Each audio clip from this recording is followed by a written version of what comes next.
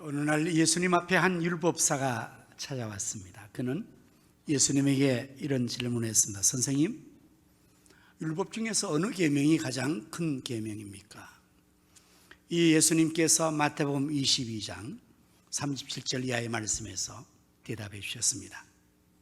예수께서 이르시되 내 마음을 다하고 목숨을 다하고 뜻을 다하여 주 너의 하나님을 사랑하라 하셨으니 이것이 크고 첫째 되는 계명이요 둘째도 그와 같으니 내 이웃을 내 자신같이 사랑하라 하셨으니 이 두 계명이 온 율법과 선지자의 강령이니라고 대답해 주셨습니다.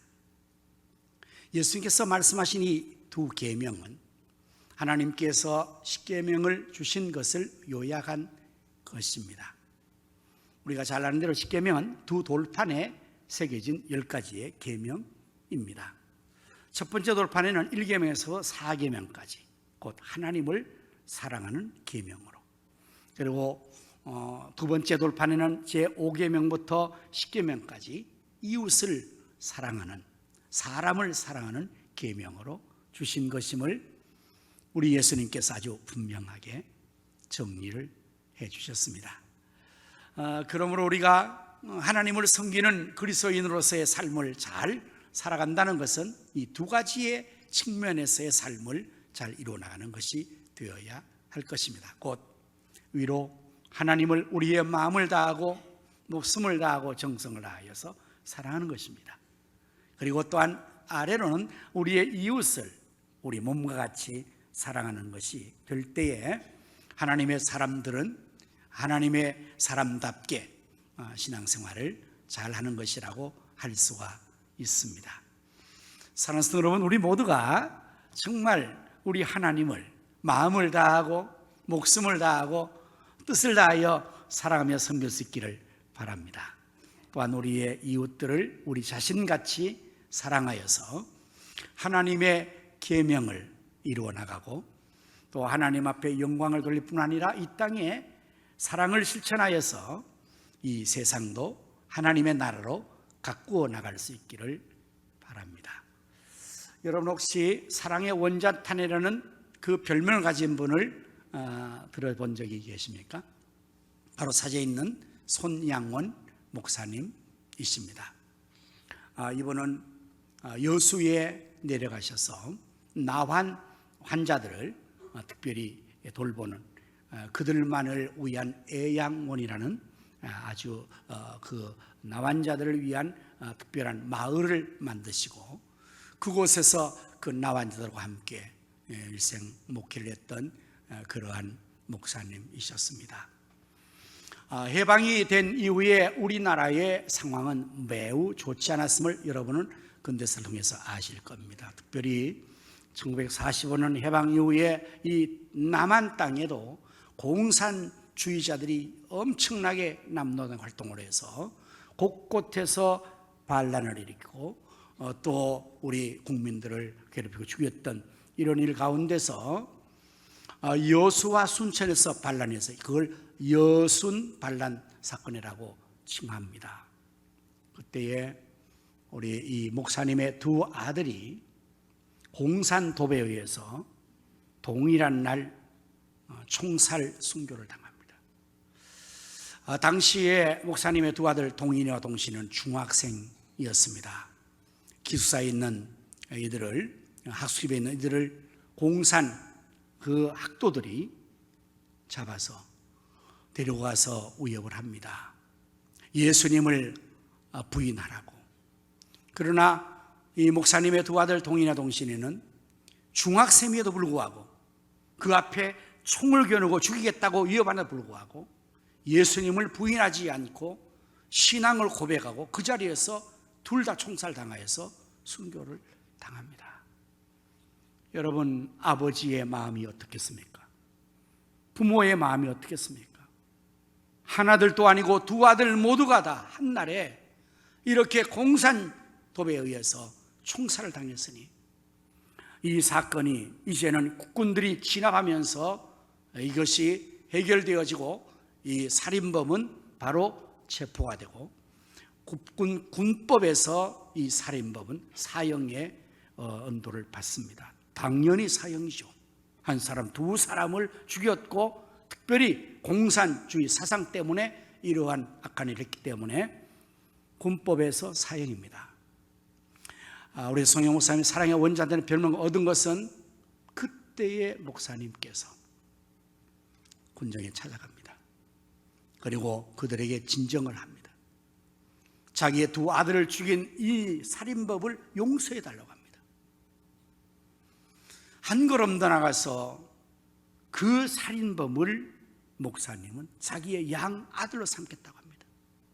자, 당사자인 그 아버지가 이렇게 나오니 군법회의에서도 또 군정에서도 들을 수밖에 없어서 그 살인범은 사형을 당하지 않고 살아나고, 그 살인범은 바로 손영호 목사님의 양 아들이 되어서 안재선이라는 이 살인범을 아들로 삼습니다.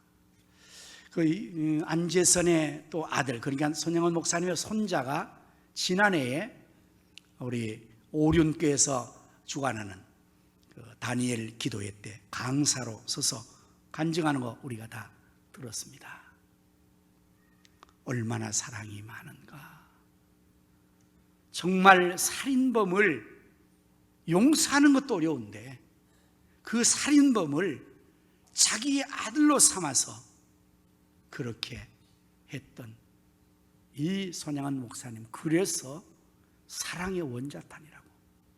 안타깝게도 손양한 목사님도 2년 후 1950년 6.25가 발발됐잖아요. 그해 9월 29일에 똑같이 공산당에 의해서 총살 순교를 당합니다. 여러분, 북한에서 천해로 올 때에 38선을 밀고 들어왔으니까 여수에서는 뭐 피난 각오도 남았겠죠. 그러나 그가 피난 가지 않고 애양원에 있는 그 성도들을, 내가 양들을 버리고 어디로 간단 말인가, 끝까지 그 성도를 지키다가 공산당들에 의해서 그렇게 체포당하고 순교를 당하신 분이 바로 손양원 목사님, 사랑의 원자탄입니다. 하나님의 사랑이 아니면, 예수 그리스도의 사랑이 아니면 어떻게 인간으로서 이런 사랑을 할 수 있겠습니까? 손양원 목사님은 그 하나님 아버지의 독생자를 내어주신 그 사랑과 우리를 위해 당신의 생명까지 아껴주신 예수 그리스도의 그 사랑을 그대로 본받아 내가 너희를 사랑같이 너희도 사랑하라, 원수까지 사랑하라는 이 말씀을 전했던 분이 바로 손영호 목사님이십니다. 오늘 이웃과 함께하는 예배를 드리면서 저는 본문 요한복음 13장 34절 35절의 말씀을 중심으로 또 하나의 열매를 바라시며 라는 제목으로 말씀을 준비를 했습니다. 여러분, 이것은 우리가 시작하면서 불렀던 복음송 또 하나의 열매를 바라시며 라는, 거기서 제가 제목을 인용을 했습니다. 사랑하는 여러분, 참 사랑은 어떠한 사랑일까요? 두 가지 중에서 선택을 한다면 과연 어떤 것일까요? 받는 것과 주는 것, 어느 것이 참 사랑이며 숭고한 사랑일까요? 일반적으로 많은 사람들은 사랑, 그럼 우리도 마찬가지로 받는 것을 주로 생각할 겁니다. 그래서 사랑은 받는 것이다 생각하고 또 사랑을 받으려고만 우리는 생각을 합니다. 그러나 여러분, 참 사랑은, 진정한 사랑, 숭고한 사랑은 받는 것이 아니라 주는 것입니다. 그래서 하나님께서 우리를 먼저 사랑해 주셨습니다. 요한복음 3장 16절 말씀에 하나님이 세상을 이처럼 사랑하사 독생자를 주셨으니 이는 누구든지 그를 믿는 자는 멸망하지 않고 영생을 얻게 하려 하심이라고. 하나님의 사랑이 독생자를 주는 사랑이라고 우리에게 가르쳐주고 있습니다. 우리 예수님의 사랑 또한 어떤 것입니까? 우리를 구원하시기 위해서 살리시어 당신의 목숨까지 내어주시는 그 사랑이 바로 진정한 사랑이죠. 많은 경우에 사랑을 우리가 받는 것을 생각하는 것은 아직도 유아적인 마인드와 생각 때문에 그러지 않겠는가. 여러분, 어린이들 보세요. 지금 이 시간에 우리 영아부 유치부가 예배를 드리고 있습니다. 유초동과 예배를 드리고 있습니다. 어릴수록 사람들은 자기 본의의 생각만을 해요. 자기만을 사랑한단 말이에요. 받는 것만을 생각한단 말입니다. 그래서 영아부 유치부에는요, 선물을 절대 다른 거 주면 안 돼요. 똑같은 걸 줘야 돼요. 저희 손자들도 이제 초등학교 2학년이고 이제 유치원이지만 걔들도 똑같은 걸 줘야 돼요. 자기가 받는 것만 늘 생각해요. 왜 그럴까요? 아이들은 아직도 사고가 다 발달하고 성장하지 못해서 생각이 좁은 겁니다. 생각이 아주 작은 겁니다. 자기보다 남을 생각할 수 있는 여력이 아직 없어요.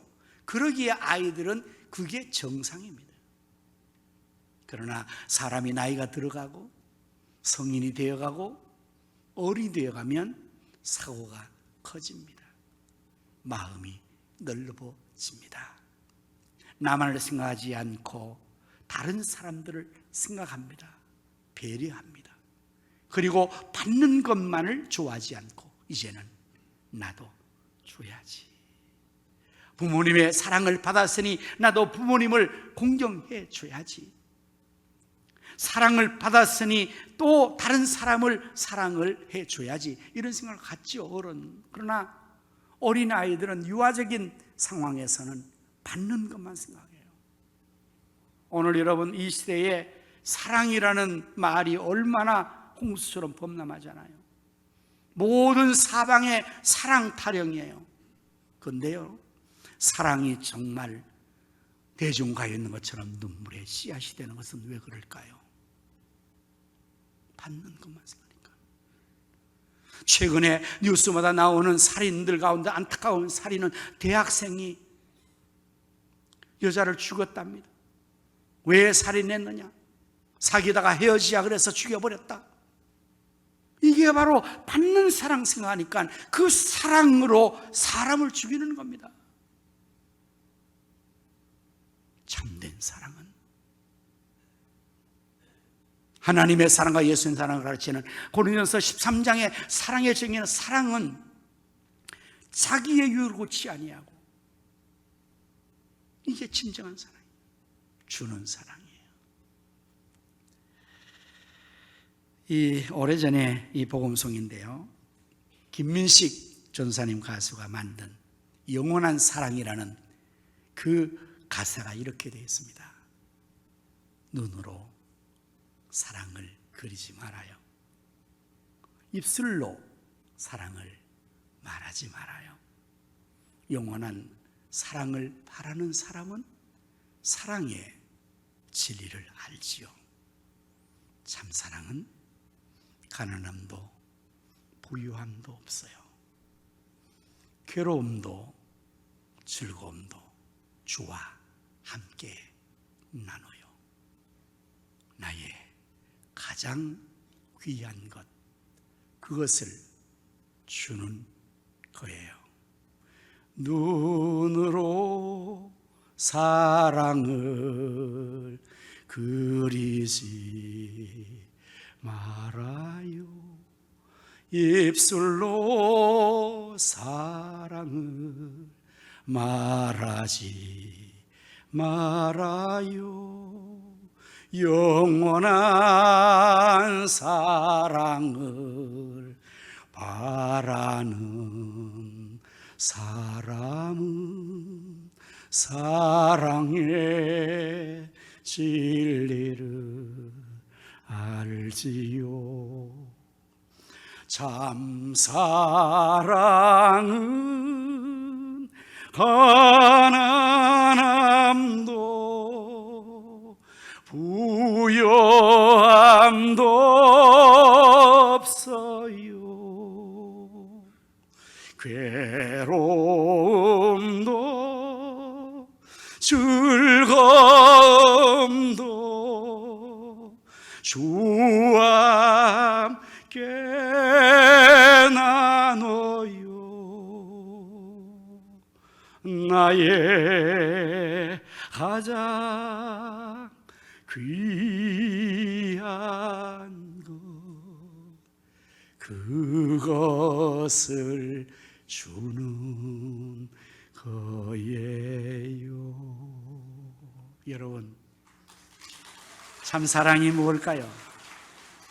나의 가장 귀한 것을 주는 것입니다. 우리 하나님께서 가장 귀하신 당신의 독생자를 주신 거예요. 예수님께서 가장 귀한 당신의 생명을 주시는 거예요. 그런데 우리 많은 사람들은 받는 것만 연연해요. 우리가 시작하면서 복음송 2개를 불렀죠. 당신은 사랑받기 위해 태어난 사람. 이 곡이 발표될 때요, 많은 사람 좋아했습니다. 믿는 분만 아니라 일반적인 사람도 너무 이 노래를 좋아했더라고요. 그래서 이것은 그냥 전 국민들이 다 아는 그런 노래였고요. 처음에 이 휴대폰의 컬러링도 이게 들어갔을 때 사방에서 그냥 전화만 오면 당신은 사랑받기 막 이게 막 울려 퍼지는 거였어요. 너무 가사가 좋잖아요. 여러분, 가사가 얼마나 좋아요. 당신은 사랑받기 위해 태어난 사람. 당신의 삶 속에서 그 사랑 받고 있지요. 당신은 사랑받기 위해 태어난 사람. 당신의 삶 속에서 그 사랑 받고 있지요. 태초부터 지금까지 시작된 하나님의 사랑은 우리의 만남을 통해 열매를 맺고 당신이 이 세상에 존재함으로 인해 우리에겐 얼마나 큰 기쁨이 되는지. 당신은 사랑받기 위해 태어난 사람. 지금도 그 사랑 받고 있지요. 전부 사랑 다 받는 거예요. 그 사랑 받고 있지요. 그 사랑 받고 있지요. 너무 좋았어요. 근데 이 곡을 한참 부르고 진행하고 있다가 우리 의식 있는 크리스천들이 이거 아니지 않느냐, 이게 참 사랑이 아니냐, 받는 것만이 아니지 않느냐, 하나님의 사랑과 예수님의 사랑은 주는 사랑이 아니냐, 그래서 이건 잘못됐다. 그래서 후속으로 만든 노래가 또 하나의 열매를 바라심이에요. 자, 가사를 한번 볼까요? 또 하나, 감사해요. 깨닫지 못했었는데 내가 얼마나 소중한 존재라는 걸. 태초부터 지금까지 하나님의 사랑은 항상 날 향하고 있다는 걸. 고마워요. 그 사랑을 가르치신 당신께 벌써 이제 받는 게 아니에요. 고마움을 표해요. 감사를 표현해요. 이게 진정한 사랑이에요. 고마워요. 그 사랑을 가르치신 당신, 부모님, 당신, 선생님, 고맙지요. 고마움을 표해야죠. 사랑을 주께서 허락하신 당신께. 그리스도의 사랑으로 더욱 섬기며 이젠 나도 세상에 그 사랑을 전하리라. 당신은 사랑받기 위해, 그리고 받는 게 끝이 아니에요. 당신은 사랑받기 위해, 그리고 그 사랑을 전하기 위해 주께서 택하시고 이 땅에 심으셨네. 또 하나의 열매를 바라시며. 여러분, 첫 번째 노래를 좋아하는 것도 좋지만 정말 진정한 크리스천은, 참 사랑의 의미를 아는 자는, 사랑이 주는 것을 아는 자는 그 사랑을 이제는 나도 전하고 나도 섬기고 감사해요, 고마워요, 이렇게 하는 것이 진정한 사랑을 하는 것입니다.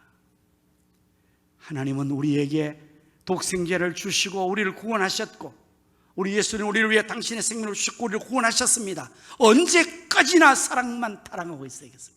언제까지나 사랑을 달라고 요구해야 되겠어요? 이제는 깨달아야죠. 그 사랑이 얼마나 귀하고 큰지. 가르쳐주신 그 하나님의 가르침, 새 계명을 너에게 주노니 서로 사랑하라. 내가 너희를 사랑같이 너희도 서로 사랑하라. 이 가르침 받았으니 이제 우리도 그 사랑을 실천하여 사랑을 전하고 섬기고 감사하고 고마워하고, 그래서 또 하나의 사랑의 열매를 맺어야 할 것입니다. 사랑은 예수님께서 먼저 실천하셨고 우리에게 가르쳐 주셨습니다. 내가 너희를 사랑같이 너희도 서로 사랑해라. 예수님은 또 이어서 35절에 너희가 서로 사랑하면 이로써 모든 사람들이 너희 내 제자인 줄 알리라. 여러분, 세상 사람들도 우리가 하나님의 사람임을 다 알고 있습니다. 내가 교회 가는 것을 숨기며 다녀도 이미 다 알고 있습니다. 주변의 이웃들이 우리가 예수 믿는 사람, 하나님의 사람, 가성교회 다니는 거 다 알고 있어요. 그들은 무엇까지 알고 있냐면 교회 다니는 사람들은 하나님의 사랑을 실천해야 된다는 걸 알고 있어요. 서로 사랑해야 되는 걸 알고 있어요. 자기들은 못하지만 교회 다니는 우리는 더 사랑하고 더 선한 일을 하기를 저들은 알고 기대하고 있습니다. 그러기에 예수님 말씀합니다. 너희가 서로 사랑하면 이로써 모든 사람이 너희가 내 제자인 줄 알리라. 그런데 우리가 만일의 경우에 하나님의 사랑을 받았고 가르침 받은 우리가 사랑을 해야 됨에 마땅한데 사랑하지 않으면요, 세상 사람들은 우리가 그리스도의 제자인 줄을 알지 못하고 하나님의 사람인 줄을 알지 못하고, 아니요, 오히려 우리를 하나님의 사람으로 예수님의 제자로 그들은 인정하지 않을 뿐 아니라 손가락질 겁니다. 저 사람들 뭐야? 사랑을 해야 되는 사람 왜 저렇게 미워해? 왜 저렇게 이기적이야? 왜 저렇게 자기만을 알아? 왜 저렇게 사랑하지 않고 저렇게 다툼을 벌이는 거야? 의아할 것입니다. 사랑하는 성도 여러분, 또 하나의 열매를 하나님은 기대하십니다. 우리 예수님이 우리에게 이 말씀하신 또 하나의 열매를, 사랑의 열매를 기대하고 계십니다. 부부가 서로 만나 사랑을 하면 그 사랑의 열매는 자녀가 태어나는 겁니다. 오늘 우리가 하나님의 사랑과 예수님의 사랑을 실천하면 그 사랑의 열매가 또한 영혼들로 열매를 맺을 것입니다. 세상은 사랑을 요구하고 있습니다. 곳곳마다 사랑 없어 탄식 소리가 나고 있습니다. 사랑의 용어는 홍수처럼 많고 사랑에 타령을 하지만 모두가 이기적인 사랑과 받는 사랑과 자기 분위기에 사랑하기 때문에 사랑을 빙자해서 다른 사람을 죽이고 괴롭히고 빼앗고 전쟁을 일으키고 있는 것입니다. 진정한 사랑을 실천해야 될 것은 바로 오늘 예수님의 제자인 우리가, 하나님의 사랑을 받은 우리가, 그 가르침 받은 우리가 이제 또 하나의 열매를 위해서 주님의 가르침 따라 이웃을 자신같이 사랑해야 될 것입니다. 이제 우리 모두 제일 좋은 은사를 사모합시다. 사랑의 은사를 사모합시다. 하나님, 나에게 사랑의 마음을 부어 주시옵소서.